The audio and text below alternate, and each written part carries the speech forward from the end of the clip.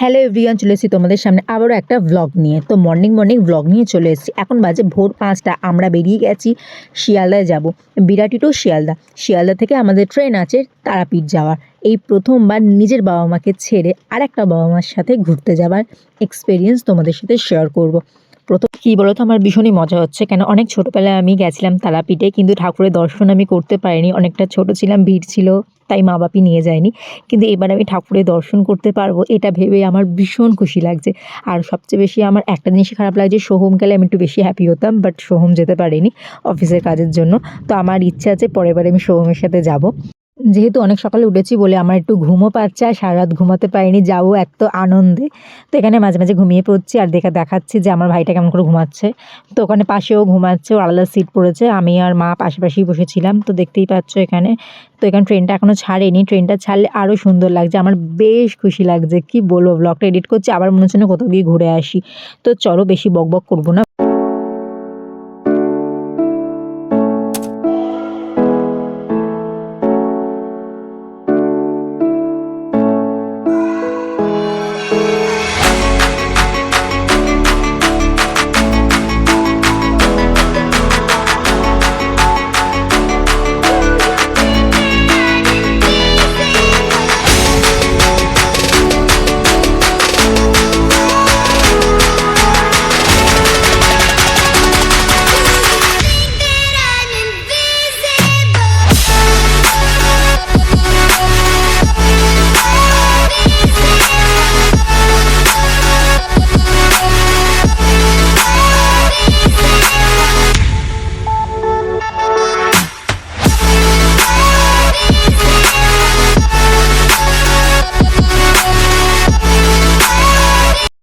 দেখতে পাচ্ছ আমি আর আমার পাশে রয়েছে আমার শাশুড়ি মা।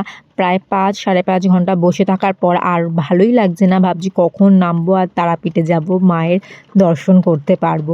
তো আমি ভীষণই এক্সাইটেড, আমার ভীষণই ভালো লাগছে, আমি বলে বোঝাতে পারবো না। তো চলো, আমি বেশিক্ষণ ব্লগটা আমি টেনে নিয়ে যাবো না, ছোটোর মধ্যেই ব্লগটা করছি। আরও মন্দিরে গিয়ে কি করলাম পুরোটাই তোমাদের সাথে শেয়ার করব। ভালো লাগলে অবশ্যই লাইক, কমেন্ট, শেয়ার আর সাবস্ক্রাইব করতে অবশ্যই ভুলো না। তো চলো, আমি কথা বলতে বলতে ট্রেন থেকে নেমেও গেছি। এখান থেকে আমরা ম্যাজিক গাড়ি করে যাব তারাপীঠে। কিছু স্টেশন আগে নেমে গেছি, আমি ঠিক স্টেশনের নামটা মনে নেই।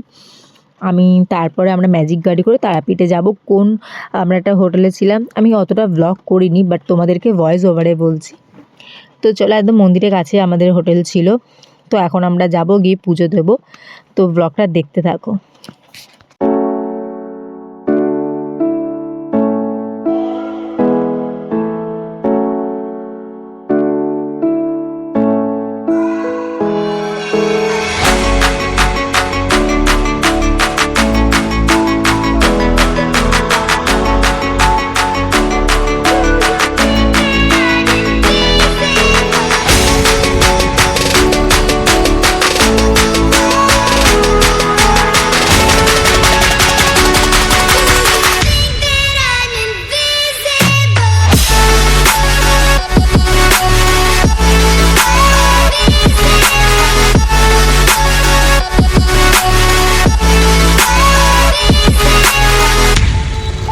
আমি ভিডিও করতে করতে